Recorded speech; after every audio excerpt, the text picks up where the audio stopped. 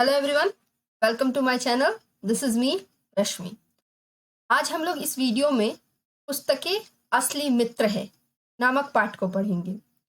यह पाठ एक बहुत ही महत्वपूर्ण पाठ है क्योंकि इस पाठ में पुस्तकों के महत्व पर प्रकाश डाला गया है। पुस्तकों का हमारे जीवन में कितना गहरा स्थान है एवं वे किस तरह हमारे जीवन के लिए उपयोगी हैं, इसके बारे में बताया गया है। तो चलिए इस वीडियो को शुरू करते हैं एवं जानने का प्रयास करते हैं कि पुस्तकें हमारे लिए कितनी उपयोगी हैं, साथ ही साथ हमारी कितनी अच्छी मित्र भी हैं। आइए, आओ आज अच्छे मित्रों की खोज करें।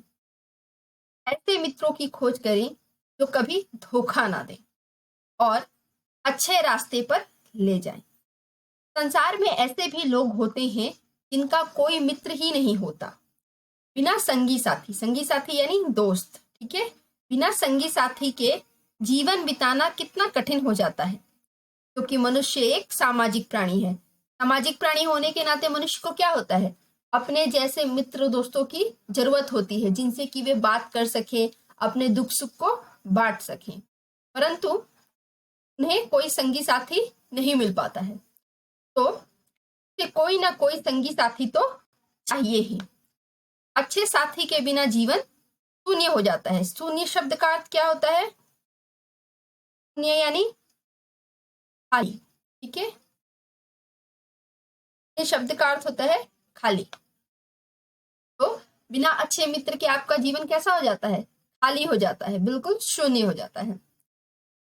कुछ मनुष्य ऐसे होते हैं जिनका समय ही नहीं कटता। रात सोते बीत जाती है, दिन उगते निकल जाता है। तो बच्चों यहाँ पर देखिए, उगते शब्द का क्या अर्थ है? उगते, ठीक है। उगते यानी नींद जैसी अवस्था, ठीक है। नींद आने जैसी अवस्था, जिसे हम लोग झपकी मारना भी कहते हैं, ठीक है। इसी को हम लोग ऊँघना कहते हैं। तो क्या होता है, कई बार मनुष्य का समय कैसे बीत जाता है? रात तो सोते ही बीतता है, इसके अलावा दिन में भी वे हमेशा उगते ही निकल जाते हैं। उनके जीवन में उत्साह ही नहीं होता, उमंग ही नहीं होता है, क्योंकि उनके साथ बात करने वाला कोई नहीं होता। तो अगर जीवन में एक सच्चा और अच्छा मित्र ना हो तो आपका जीवन बड़ा ही उबाऊ हो सकता है, ठीक है। मित्र या साथी ऐसा होना चाहिए जो कभी धोखा ना दे, जिसके साथ घंटों आनंद में लीन रहे। लीन रहे का मतलब क्या होता है? मग्न रहना, तन्मय रहना। लीन शब्द का अर्थ होता है तन्मय रहना, ठीक है। तन्मय के यानी मग्न रहना। और जब उठे तो कहे, अच्छा इतना समय गुजर गया, दिन गुजरते तो पता ही नहीं चला। यानी कि मित्र कैसा होना चाहिए, यहाँ पर मित्र के गुण के बारे में भी बताया गया है कि मित्र कैसा होना चाहिए जो कभी आपको धोखा ना दे। इसके अलावा जब आप उसके साथ बातचीत करें तो समय कब गुजर जाए आपको पता ही ना चले, ऐसा मित्र होना चाहिए। साथ ही वह ऐसा होना चाहिए जो अच्छे रास्ते पर ले जाए। जो बुरे रास्ते पर ले जाए उसे मित्र नहीं मानना चाहिए। सत्य बात यह है कि लोगों को अच्छे मित्र का चुनाव करना ही नहीं आता, ठीक है। उन्हें अच्छा मित्र चुनना आता ही नहीं है। इनमें ये सारे गुण विद्यमान हो कि वे आपके साथ अच्छे से बातचीत भी करे, या अच्छे जिनके साथ रह के आपका समय कब गुजर जाए आपको पता ही ना चले। इसके अलावा वह आपको एक अच्छे रास्ते पे ले जाए। लोगों को इस तरह के अच्छे मित्र चुनना नहीं आता है। गलती से यदि कोई मित्र बना बैठे जो धोखा देने वाला हो तो जीवन की शांति भंग हो जाती है। भंग हो जाती है यानी नष्ट हो जाती है, ठीक है, खत्म हो जाती है। असली मित्रों से मुख मोड़कर नकली मित्रों को चुनना जीवन की एक बड़ी भूल है, ठीक है। तो ये अपने असली मित्रों को छोड़कर नकली मित्र बनाना जीवन की बहुत बड़ी भूल है, क्योंकि उनको आपके सुख दुख से कोई मतलब नहीं होता। आओ अपने असली मित्रों को ढूंढने के लिए किसी पुस्तकालय में चले। पुस्तकालय यानी लाइब्रेरी। तो आप यह देख सकते हैं यह चित्र, इस चित्र को देखेंगे तो आपको समझ में आएगा, ठीक है, जिसमें बहुत सारी पुस्तकें होती हैं, तरह तरह के अलग अलग विषय की अलग अलग प्रकार की पुस्तकें होती हैं, ठीक है, तो उसे हम पुस्तकालय कहते हैं, लाइब्रेरी कहते हैं। तो वहां पर चलना चाहिए। तो उसमें से अपना कोई साथी चुने, यह साथी तुम्हारा अपना है, यह धोखा नहीं देगा। पुस्तकें कभी धोखा नहीं देती हैं, वे हमारी सच्चे मित्र होती हैं। तुम्हारे इस कथन में कोई तथ्य नहीं कि तुम्हारे पास पढ़ने का समय नहीं है। अपने हाथ से तुम स्वयं कितना समय नष्ट करते हो, कभी तुमने विचारा? मतलब आपने कभी ये सोचा है कि आप स्वयं कितना समय नष्ट कर देते हैं? अच्छा, आगे देखिए, समय नष्ट करने के अनेकों तरीके हैं। ठहर ठहर कर काम करना, यानी धीरे धीरे। कोई भी काम शुरू किया आपने, थोड़े देर किए और फिर थोड़े देर के लिए दूसरा कुछ करने चले गए, ठीक है। मान लीजिए आप होमवर्क करने बैठे, हिंदी की पढ़ाई करने बैठे, अभी 2 क्वेश्चन लिख के तब तक उठकर कहीं और चले गए, ठीक है।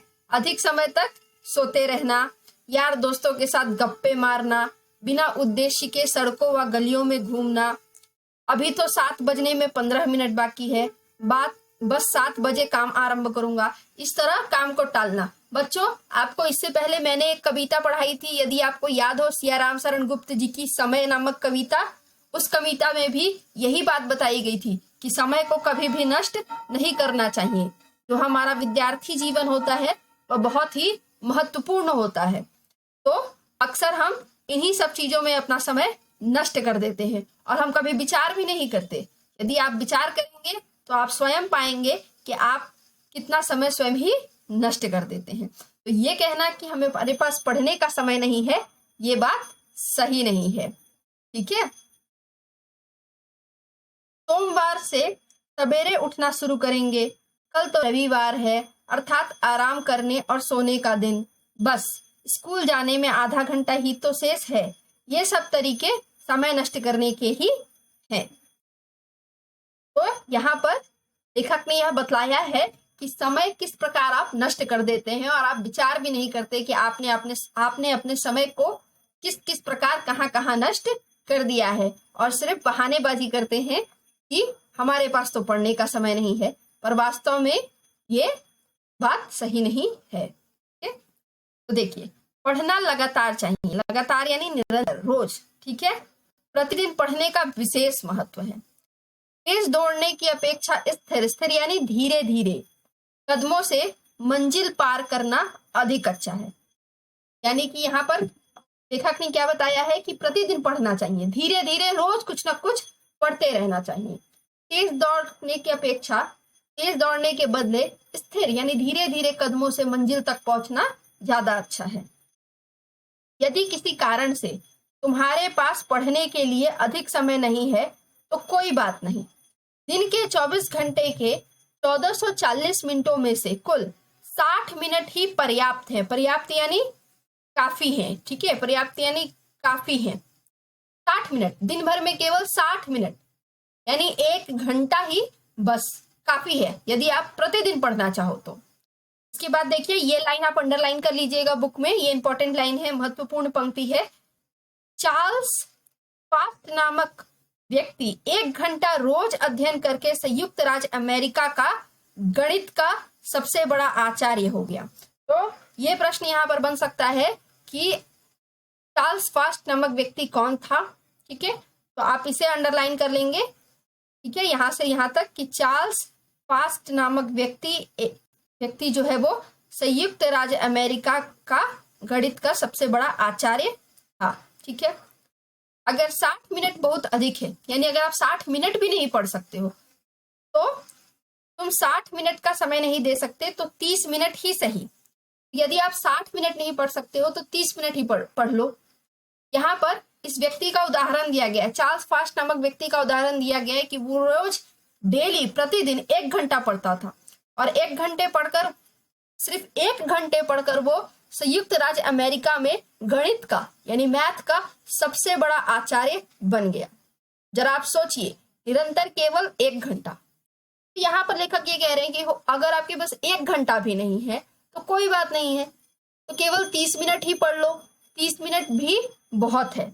इन 30 मिनटों में ही जीवन की महान घटनाएं घट सकती हैं।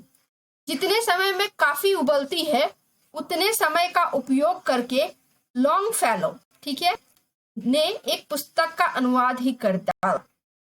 तो एक कॉफी उबलने में कितना समय लगता है? 10 से 15 मिनट। आप सोचिए, लॉन्गफेलो नामक व्यक्ति ने केवल प्रतिदिन 10 से 15 मिनट, ठीक है, एक कॉफी उबलने में जितना समय लगता है, ठीक है, 10 मिनट ही लगता है, तो उतने समय में ही उन्होंने एक पूरे पुस्तक का अनुवाद यानी ट्रांसलेशन, एक भाषा से दूसरे भाषा में बदल देना। मान लीजिए कोई किताब अंग्रेजी में है तो उसका आपने अनुवाद कर दिया हिंदी में, यानी कि हिंदी भाषा में बदल दिया, तो इसे हम लोग अनुवाद करना कहते हैं। तो लॉन्गफेलो ने बस प्रतिदिन 10 से 15 मिनट काम करके ही क्या किया? पुस्तक का अनुवाद कर डाला।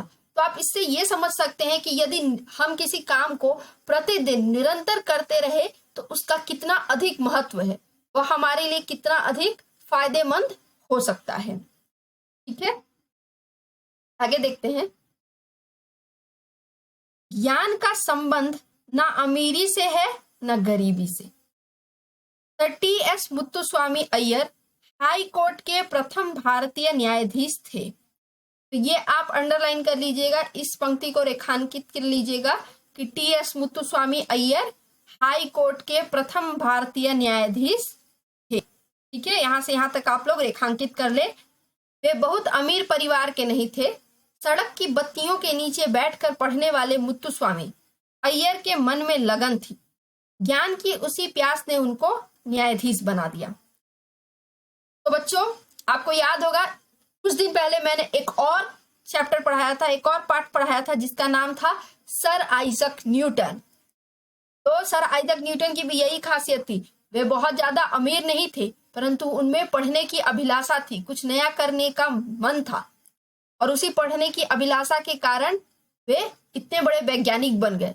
तो देखिए यहाँ पर सर टी.एस. मुत्तुस्वामी का भी उदाहरण दिया गया है कि वे भी बहुत अमीर घर से नहीं थे परंतु उनमें पढ़ने की इच्छा थी, लगन थी, और उसी लगन ने उन्हें क्या बना दिया? हाई कोर्ट का जज बना दिया।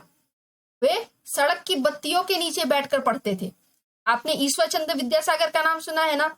वे भी सड़क की बत्तियों के नीचे बैठकर पढ़ा करते थे। तो जिनमें लगन होती है, कुछ करने की अभिलाषा होती है, ज्ञान प्राप्त करने की इच्छा होती है, वे आगे बढ़ते ही जाते हैं, उन्हें कोई रोक नहीं सकता है और वे निश्चय ही सफल होते हैं। ठीक है, आगे देखते हैं। यह मत समझो कि पढ़ाई स्कूल व कॉलेजों में ही होती है।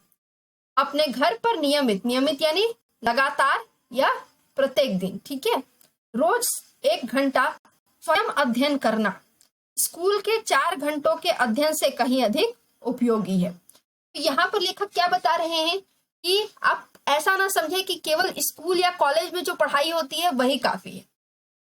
यदि स्कूल में भले ही 4 घंटा पढ़ाया जाता हो परंतु आप जो स्वयं खुद से 1 घंटा पढ़ेंगे वह उसके मुकाबले ज्यादा है, अधिक है, कहीं ज्यादा उपयोगी है।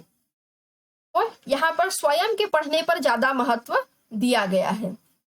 बूंद बूंद वर्षा पानी खेत के लिए अधिक उपयोगी होता है, अतः योजना पूर्वक नियमित रूप से अध्ययन करना चाहिए, यानी नियम बनाकर लगातार, ठीक है, रणनीति बनाकर प्लानिंग करके योजना पूर्वक, आज मुझे इतिहास पढ़ना है तो कल मुझे गणित पढ़ना है, तो परसों मुझे हिंदी पढ़ना है, आज मुझे ये पाठ पढ़ना है, आज मुझे समय कविता पढ़नी है तो दूसरे दिन मुझे ईदगाह पढ़ना है, कल मुझे जो है दैनिक जीवन में सुरक्षा के महत्व पाठ का शब्दार्थ याद करना है। इस तरीके से योजना बना के यदि आप नियमित पढ़ते हैं तो उसका बहुत अधिक महत्व है, वही ज्यादा अधिक उपयोगी है। तो यहाँ पर आप देख सकते हैं एक लाइब्रेरी का भी चित्र दिया गया है, एक पुस्तकालय का भी चित्र दिया गया है। ठीक है, राष्ट्रीय पुस्तकालय नेशनल लाइब्रेरी है ये, तो इसका चित्र यहाँ पर दिया गया है। नेशनल लाइब्रेरी कलकत्ता में ही है हमारे।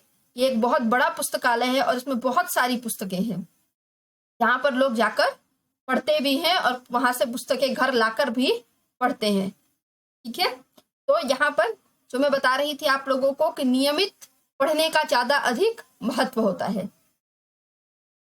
स्वाध्याय मन का भोजन है। सफलता का अर्थ है नियमित रूप से अध्ययन करना व परिश्रम करना। तो सफलता का मूल मंत्र क्या है? सफलता का सीधा अर्थ यही है कि आप नियमित यानी नियम बनाकर, ठीक है, कि नियम आपने बनाया कि मैं रोज जो है वो सुबह 7 बजे से 10 बजे तक पढ़ूंगी या पढ़ूंगा। तो आप जो है वो प्रत्येक दिन 7 बजे से 10 बजे तक नियम बना के पढ़ते हैं, तो इससे आपको क्या होगा? सफलता अवश्य मिलेगा। स्वाध्याय का अर्थ होता है स्वयं अध्ययन करना, अपने आप पढ़ना, ठीक है। स्वाध्याय का सीधा अर्थ क्या होता है? अपने आप पढ़ना, खुद से पढ़ना। प्रकृति ने हमें इसलिए बनाया ही नहीं है कि हम समय नष्ट करें, ठीक है। प्रकृति ने हमें इसलिए नहीं बनाया है कि हम जो है समय को नष्ट करें, बल्कि उसका उपयोग करने के लिए बनाया है। मनुष्य में परमात्मा ने बुद्धि ज्ञान प्राप्त करने के लिए दी है। मनुष्य में परमात्मा ने बुद्धि किस लिए दी है? कि आप ज्ञान प्राप्त करें, ना कि समय को नष्ट करें। वास्तव में ये क्या है? परमात्मा के द्वारा दिया गया हमें एक उपहार है, एक गिफ्ट दिया गया है। बुद्धि और विवेक एक तरीके से उपहार है, जिनका प्रयोग हमें ज्ञान प्राप्त करने के लिए, विद्या प्राप्त करने के लिए करना चाहिए, ठीक है। और विद्या प्राप्त करके हम क्या कर सकते हैं? अपना और समाज का भला कर सकते हैं, जिससे देश में हमारा नाम रोशन हो सकता है, देश का नाम रोशन हो सकता है। अच्छी पुस्तकें चाहिए, ठीक है। देखिए आगे, अच्छी पुस्तकें चाहिए। जैसे संसार में अच्छे मित्र भी होते हैं और बुरे मित्र भी होते हैं, अमृत भी होता है और विष भी होता है। इसी प्रकार अच्छी पुस्तकें भी होती हैं और बुरी पुस्तकें भी होती हैं। हमेशा अच्छी पुस्तकें ही पढ़ना चाहिए। पुस्तकों को पढ़ने से हमें हार्दिक यानी हृदय से आनंद प्राप्त होता है, खुशी प्राप्त होती है। पढ़ने का नशा तो अमृत पान करने का नशा है, ठीक है। यहाँ पर लेखक ने क्या बताया है? लेखक ने बताया है कि जिस तरीके से इस दुनिया में अच्छे दोस्त भी होते हैं, बुरे दोस्त भी होते हैं, अमृत भी होता है, विष यानी जहर भी होता है, ठीक उसी तरीके से अच्छी पुस्तकें भी होती हैं, अच्छी किताबें भी होती हैं और बुरी किताबें भी होती हैं। तो हमें क्या करना चाहिए? हमें सदैव अच्छी किताबें ही पढ़नी चाहिए, क्योंकि अच्छी किताबों को पढ़ने से हमें आनंद मिलता है, खुशी मिलता है।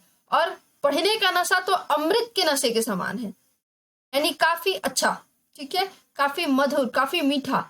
जिसे एक बार पढ़ने का शौक लग जाता है वो सदैव पढ़ते ही रहता है। जैसे सर आइजक न्यूटन को था, उन्हें सिर्फ पढ़ने का शौक था, कहीं भी रहते थे पढ़ते रहते थे, ज्ञान प्राप्त करते रहते थे, उनके सामने कोई भी बाधा नहीं थी। ये तो आपने पढ़ा ही है ना। तो जिसे पढ़ने का शौक होता है वो पढ़ते ही जाता है, ज्ञान प्राप्त करते ही जाता है। ज्ञान का संबंध किसी विशेष वर्ग से नहीं होता। ये तो हमने पहले ही जाना है ना कि ज्ञान का संबंध किसी विशेष वर्ग से नहीं होता है। किसी भी वर्ग का, किसी भी जात, किसी भी कास्ट का व्यक्ति पढ़ सकता है, ज्ञान प्राप्त कर सकता है। यहाँ तो प्रत्येक के लिए द्वार खुले हैं। जो पुस्तकों से प्रेम करता है, पुस्तकों से मित्रता रखता है, उनका नियम पूर्वक स्वाध्याय यानी कि स्वयं अध्ययन करता है, पुस्तकें उसे महान बना देती हैं। तो ये पुस्तकों का अच्छा गुण है। पुस्तकें एक अच्छी मित्र होती हैं। जो उन्हें पढ़ता है, उन्हें अपना मित्र मानता है, नियम बनाकर उनका अध्ययन करता है, उसे पुस्तकें क्या कर देती हैं? ज्ञान से माला माल कर देती हैं, बुद्धि से माला माल कर देती हैं। उन्हें रोज नई नई चीजें सिखाती हैं, जिसके कारण वो क्या बन जाते हैं? दूसरों की अपेक्षा महान बन जाते हैं, ज्ञानवान बन जाते हैं, बुद्धिवान बन जाते हैं। उनमें तरह तरह के अभिलक्षण गुण दिखाई देने लगते हैं, तो उन्हें दूसरों से अलग बना देते हैं। तो इसलिए पुस्तकें जो हैं वो वास्तव में एक अच्छी और असली मित्र हैं। इसलिए हमें क्या करना चाहिए? हमें नियम पूर्वक स्वाध्याय करने की आदत डालनी चाहिए। तो यहाँ पर जो विशेष बात है वो है नियम पूर्वक। आज आपने यह वीडियो देखा, आप किताब लेकर पढ़ने बैठ गए। आज तो आपने पढ़ा, लेकिन कल भी पढ़ लिया, अब परसों कौन पढ़े, तरसों कौन पढ़े, उसके बाद के दिन कौन पढ़े? तो ऐसे काम नहीं चलेगा। आपको प्रतिदिन नियम बनाकर पढ़ना पड़ेगा, तब पुस्तकें अपना कमाल दिखाना चालू करेंगी। वे आपके जीवन में जो जादू है वो करना चालू करेंगी। ठीक है। कभी कभी अनंत धन होते हुए भी जीवन में शांति नहीं होती। अनंत यानी जिसका कभी अंत ना हो। ठीक है। तो बता रहे हैं कि कभी कभी जीवन में क्या होता है, अनंत धन, बहुत ज्यादा पैसा रुपया होता है, लेकिन जीवन में शांति नहीं होती है, जीवन में खुशी नहीं होती है। जब सब कुछ होते हुए भी ऐसा लगता है कि जैसे भीतर से सब खोखला है, यानी सब खाली है, तो उसका कारण क्या है? उसका कारण है भीतर ज्ञान नहीं होना। ठीक है। जब भीतर ज्ञान नहीं होता है तो आपके पास कितना भी पैसा रुपया क्यों ना हो, आपके जीवन में शांति नहीं होती है, क्योंकि आप विवेक पूर्वक कुछ सोच ही नहीं सकते हैं। तो वहां पर फिर आपके जीवन में क्या होता है, अशांति, दुख, कष्ट, ये सारी चीजें आने लगती हैं। कुछ लोगों को दौड़ना तो आता है पर देखना नहीं आता, क्योंकि उनके पास ज्ञान की आंख नहीं होती। संसार हमें देखकर चलना चाहिए, विचार कर काम करना चाहिए, सबकी बात सुननी चाहिए, पर सोचना अपनी बुद्धि से चाहिए। तो ये बहुत ही महत्वपूर्ण पंक्ति है इस पूरे पाठ की। आप बुद्धि से कब विचार सकते हैं? जब आपके पास ज्ञान हो, जब आपको इसकी परख हो कि क्या चीज सही है और क्या चीज गलत है। ये बातें हमें कौन बताएगा? ये बातें हमें पुस्तकें बताएंगी कि क्या चीज सही है, क्या चीज गलत है, हमें क्या करना चाहिए, क्या नहीं करना चाहिए। तो इसलिए पुस्तकें पढ़ना बहुत ही ज्यादा आवश्यक है। ठीक है। इनका हमारे जीवन में बहुत ही अधिक महत्व है। इसमें सबसे ज्यादा जो महत्वपूर्ण बात है वो है नियमित पढ़ना, रोज नियम बनाकर पढ़ना। ठीक है। तो इस पाठ से हमें मुख्य रूप से यही सीखने को मिलता है कि हमें नियम बना के स्वयं से पुस्तकों का अध्ययन करना चाहिए, स्वाध्याय पर विशेष बल देना चाहिए। यदि हम प्रत्येक दिन नियम बनाकर पुस्तकों को पढ़ेंगे तो पुस्तकें अपना चमत्कार हमारे जीवन में दिखलाएंगी और हमारा जो व्यक्तित्व है वह दूसरों के मुकाबले कहीं अधिक उन्नत एवं प्रखर बन जाएगा। तो आशा है कि आपको यह पाठ अवश्य समझ में आया होगा, पुस्तकों का महत्व समझ में आया होगा और आप इस पाठ से सीखकर स्वयं में भी इन आदतों का विकास अवश्य करेंगे। तो इसी के साथ यदि आपको यह वीडियो उपयोगी लगी हो तो इस चैनल को सब्सक्राइब करना एवं वीडियो को लाइक करना ना भूलें। इसी के साथ धन्यवाद।